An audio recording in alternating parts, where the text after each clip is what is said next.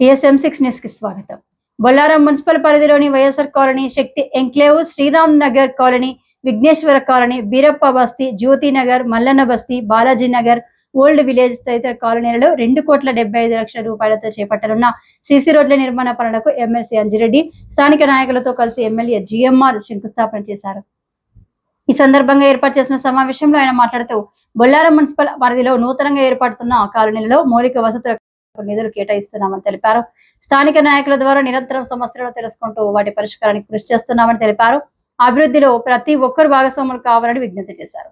భవిష్యత్తులోనూ municipality అభివృద్ధికి సంపూర్ణ సహకారం అందిస్తామని తెలిపారు. రాజకీయాలకు అతీతంగా అర్హులైన ప్రతి ఒక్కరికి సంక్షేమ పథకాలు అందిస్తున్నామని తెలిపారు.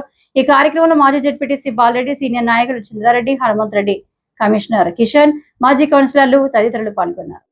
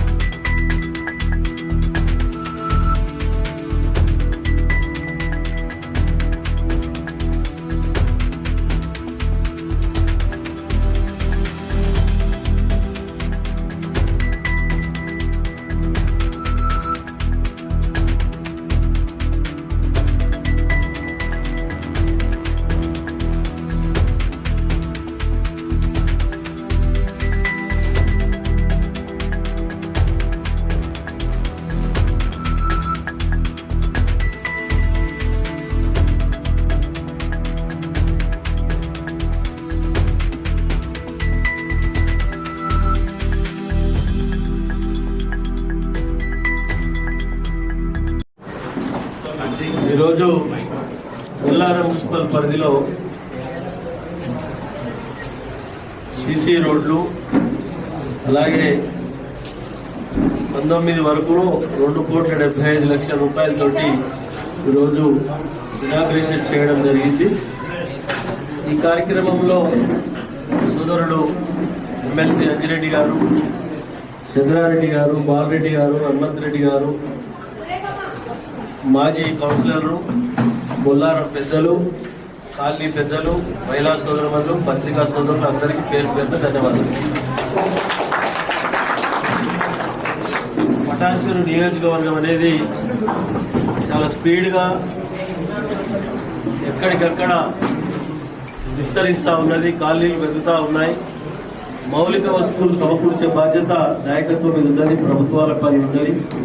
కాబట్టి డ్రైన్స్ కానీ, రోడ్స్ కానీ, కరెంటు కానీ, మౌలిక వస్తువులు సమకూర్చవలసిన బాధ్యత మన పైన ఉన్నది.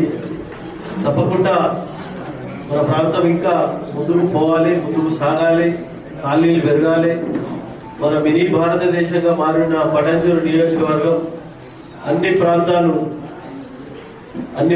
వారు, అన్ని మతాల వారు, అన్ని కులాల వారు, వాళ్ళంతా తెలంగాణ బిడ్డలే.